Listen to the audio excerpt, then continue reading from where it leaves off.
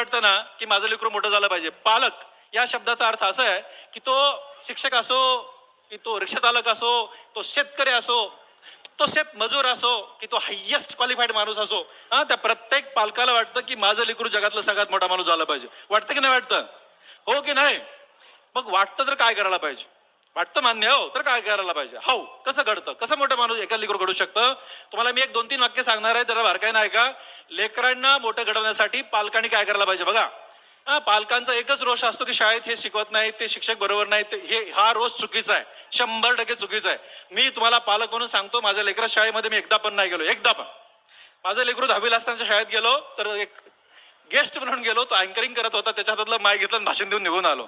पण कधीच पालक म्हणून त्या शाळेमध्ये मी कधी गेलो नाही किंवा माझी बायको पण कधी गेली नाही. मी पॉईंट सांगतो, मला सांगत होतो की लेकरांसाठी पालकांनी काय करायला पाहिजे. नंबर 1, किती पालक दररोज किती आई वडील दररोज लेकरावर जेवण करतात? हातवर करा प्रामाणिकपणे. दररोज लेकरांबरोबर जेवण करतात, आई आणि वडील दोघं मिळून. बघा ना, माझं नाव विठ्ठल आहे, खोटं बोलले पाप लागतं, खरं खरं सांगायचं. मला तुम्हाला कळलं ना कळलं माहित नाही मित्र, पण बघा आता मी एक साधी गोष्ट सांगतो.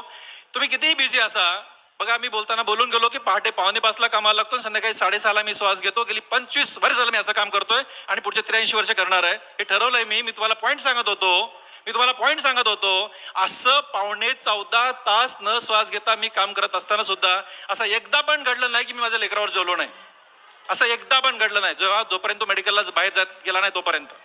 कळलं मी काय सांगतो तुम्हाला? म्हणजे उगीच वेळ नाही असं नका म्हणू. का लेकरावर जेवण करायचं? लेकराबरोबर जेवण करून मस्तपैकी लेकराला कष्टाच्या गोष्टी सांगायच्या. लेकरांना कष्टाची सवय लावा. भानगड काय होते माहितीये का? तुम्ही आता वाटतंय लेकरांना उगी किती पण मार्क द्यावे, किती पण मार्क पडावे, लेकरून नापास नाही झालं पाहिजे, लेकराला कष्ट नको आहेत, सगळं असं आपोआप मिळावं. काय भानगड आहे मला काय कळत नाही. पण लेकरांना कष्ट सवय लावायला, कष्टाच्या गोष्टी सांगा. हे खूप महत्वाची गोष्ट आहे. बघा मला एकच लेकरू आहे, ओके, मला एकच लेकरू आहे, एकच मुलगा आहे मला. तुम्हाला सांगतो की माझी माय, माझे अण्णा, माझी बायको, मी, आम्ही 5 माणसांचं कुटुंब, आम्ही एकत्र जेवायचं मिळून. मी जरा बिझी प्राणी आहे, जेवण झाल्यास मी माझ्या कामाला निघून जायचो.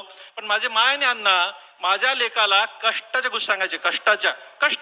कष्टाने माणूस कसा मोठा होतो, इमानदारीने माणूस कसा मोठा होतो आणि प्रामाणिकपणे माणूस कसा मोठा होतो. कष्ट, इमानदारी, प्रामाणिकपणा याला मी त्रिसूत्री असं म्हणतो. आणि हे ज्या आई वडिलांना लेकराच्या पेशीमध्ये घालता येतंय त्यांना मी आई वडील म्हणतो, बाकीच्यांना मी आई वडील म्हणत नाही. तुम्ही कुठल्या व्याख्यात बसता मला माहित नाही, पण ते आई वडील असतात ज्या आई वडिलांना आपल्या लेकराच्या पेशीमध्ये कष्ट, इमानदारी, प्रामाणिकपणा घालता आला पाहिजे. मी तुम्हाला सांगत होतो की आम्ही एकत्र बसायचो, जेवण करायचो, अण्णा माझ्या प्रसादला गोष्टी सांगायचे. तुम्हाला सांगतो, माझं लेकरू 4थीला मेरिट आहे.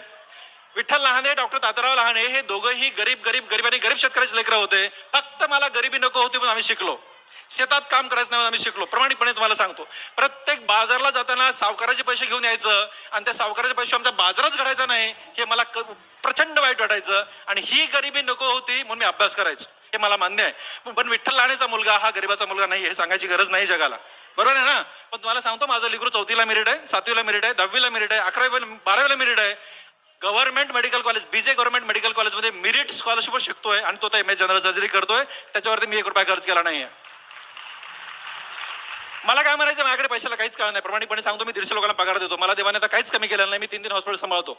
ओके, मी आता एक लातूर मधलं सगळ्यात मोठं हॉस्पिटल बांधतोय. म्हणजे आता हा विषय वेगळा आहे मित्र. देवाने मला खूप भरभरून दिलंय. मी सांगतो की 3.5 सर्जरी माझ्या वेटिंग आहेत.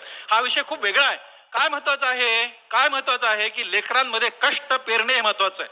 लेकरांमध्ये तुम्ही आता कष्ट पेरत नाहीत आणि पुन्हा मग एकदाच लेकरू 10वीला गेला, 12वीला गेला आणि त्याला अपयश आलं की मग लेकरू डिप्रेशन मध्ये गेलं. लेकराला मग असंच होतंय, ताप येतेय, डोकं दुखतंय, परीक्षेमध्येच त्याला कसं तरी झालं. जे लेकरं परीक्षेत आजारी पडतात त्यांना वर्षभर त्यांनी अभ्यास केलेला नसतो, त्या वडिलांनी घेतलेला नसतो. ते लेकरं परीक्षेत आजारी पडतात, बाकीचे पडत नाहीत. इथं आपली चूक आहे मित्र. म्हणून बघा, एकदा जेवण करा यार. एकदा जेवायला अडचण आहे. किती मोठी गोष्ट सांगतो मला मी. किती पैसे लागतात त्याला? किती पैसे लागतात? काहीच लागत नाहीये. एकदा जेवण करा लेकरांबरोबर आणि त्याला कष्टाच्या गोष्टी सांगा. कष्टाने काय घडतं हे सांगा हे कष्टाने. माझ्या लेकरांनी मला सांगितलं होतं, पप्पा शाहू कॉलेजला माझ्या मेरिटने लागणार आणि गव्हर्नमेंट मेडिकल कॉलेजला माझ्या मेरिटने लागणार, तुमच्या पैशाने मी कॉलेजला शिकणार नाही. हे शब्द लेकरांमध्ये कधी तयार होतात, कधी जागे होतात? जेव्हा आपण तेवढं आतापासून 1ली, 2री, 3री, 4थी, 5वी हे वय आहे त्या लेकरांमध्ये कष्ट भरण्याचं. हे भरा तुम्ही.